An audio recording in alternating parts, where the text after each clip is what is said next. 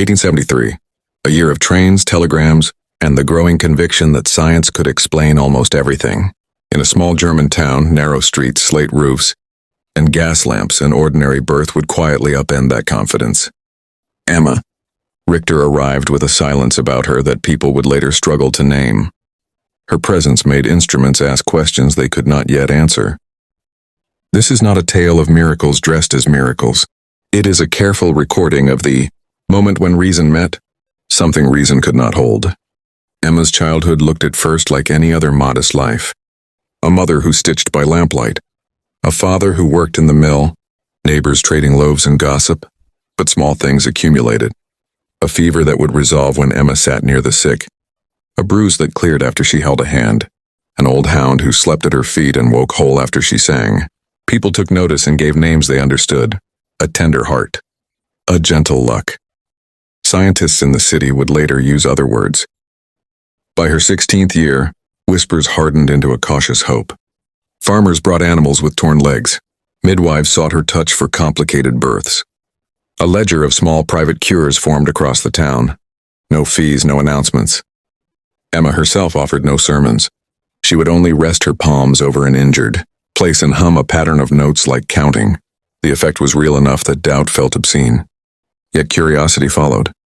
People asked, what happens to the healer after she heals? News travels slowly in the countryside and then like wildfire. A traveling physician recorded a case he could not annotate. A deep wound closing with clean edges overnight. No salves, no sutures.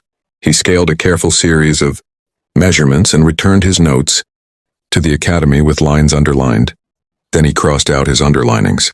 Behind that redaction sat unease. The toolboxes of modern science did not explain what they had observed. A committee was proposed. A test was requested.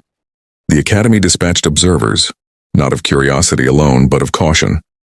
They arrived with weighing scales, thermometers, chemical reagents, and notebooks full of the learned language of doubt. They asked Emma to perform under the watchful lights of instruments and men in stiff collars.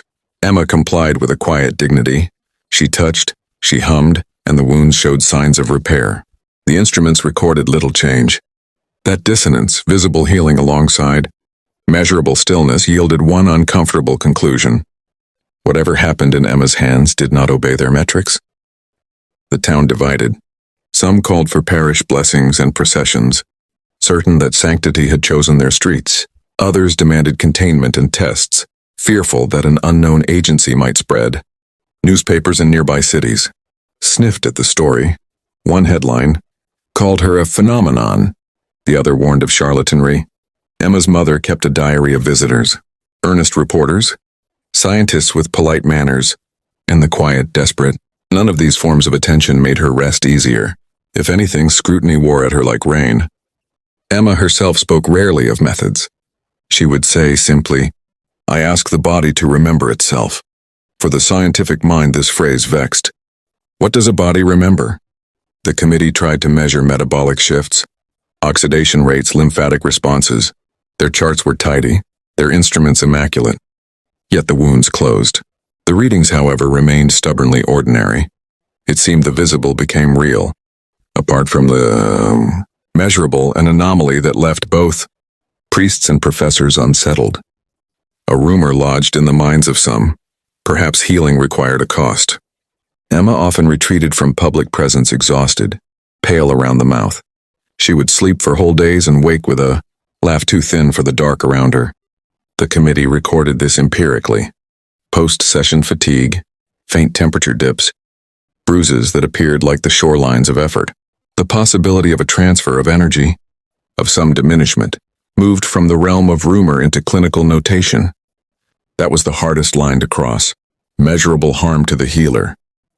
The worst night came on a slow autumn when an ague swept the valley. Hospital beds filled. The mill slowed. The mayor's wife, well, connected and wealthy, fell, ill with an infection that resisted local remedies. Under public and private pressure, Emma was called to the manor. She performed hands hovering, hums like small ropes around a wound. The woman improved. The town rejoiced. But Emma left paler than a sheet, her knees unsteady. She wrote later in a private note, I gave and there is less of me each time. After that healing, something shifted. Where before records had been mixed with wonder and debate, now whispers included a colder word: consumption. The Academy's private minutes, later declassified, contain comparisons. Does the healer take from herself to give? Is there a measurable depletion? The men who wrote these notes wrestled with ethics. Should the state constrain a person whose gift may harm her? Or even darker, should there be regulation over compassion itself? Such questions led to committees, duels of reputation, and a slow bureaucratic strangling of Emma's public work. Emma's mother, wise and stubborn, kept closer watch. She recorded marks in the margins of her journal that no formal ledger would capture. The way her daughter's fingers would tremble after a session, the spots of blood on fingernails, the night she whispered to walls. Those private observations became the last honest record. They would later show a pattern of decline, months when Emma's color returned, weeks when it did not. Those entries read like a confession written before its need, a plea to the future that someone understand what was happening. In 1881, Emma vanished from public life. She did not die in any dramatic collapse recorded by newspapers. Instead, she withdrew. The Academy closed its notes in an envelope marked for archive. Some said she moved to a convent. Others swore she sought obscurity in remote crosses of field and forest. Her mother said nothing, but folded the diaries into a trunk and hid them under linen. The act felt like erasure to some, a protection to others. The truth, as often happens, lodged between intention and necessity. Decades later, curiosity unearthed fragments. A scholar found a letter in a provincial archive, Emma's handwriting, dense and concise, referencing a balance I fear to test. That phrase pulled historians like iron filings, anthropologists, medical historians, and even physicists read the words and raised careful professional eyebrows. Some called for a re-examination of the case through modern tools, radiography, DNA, metabolic assays. Others urged caution. If something in Emma's practice eluded contemporary frameworks, perhaps it was a cultural practice misunderstood, or a psychosomatic phenomenon given ritual form. When contemporary teams examined the rural homestead, now a shell of weathered timber and weeded gardens, they found artifacts that told a subtle story. Not charred circles of ritual, not strange contraptions, but ordinary objects with traces of use and change. Small glass vials with herbal residue, stitched cloth stained faintly, a prayer book with marginalia, notes of gratitude, sharp lines of exhaustion. The evidence did not point toward the supernatural. It pointed toward a complex human life pressed against limits.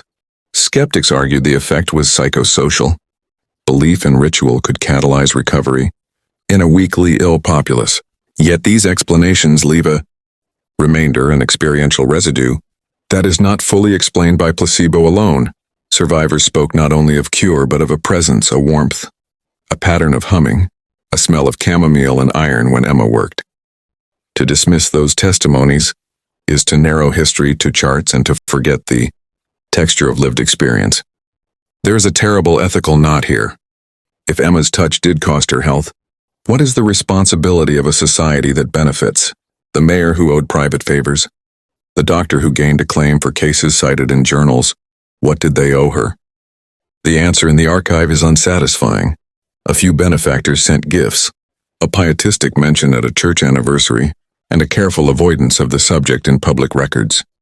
For a life that gave itself in pieces, the ledger of repayment was small. The tone of local memory altered with generations. Some households treasured a story of hope. That a girl once helped where doctors could not. Others kept silence. A pragmatic erasure to protect reputation, marriage prospects, and quiet inheritance. The midwife who had given Emma her first lesson, now a memory, left a note. She carried too much for a child.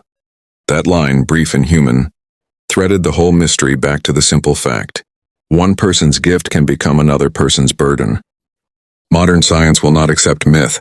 It asks for reproducibility, for mechanism. Yet there is a corner of inquiry that respects testimony and mystery alike, fields like psychoneuroimmunology and social epidemiology that study how mind, community, and body interlace. Viewed through their lens, Emma's life becomes a test case.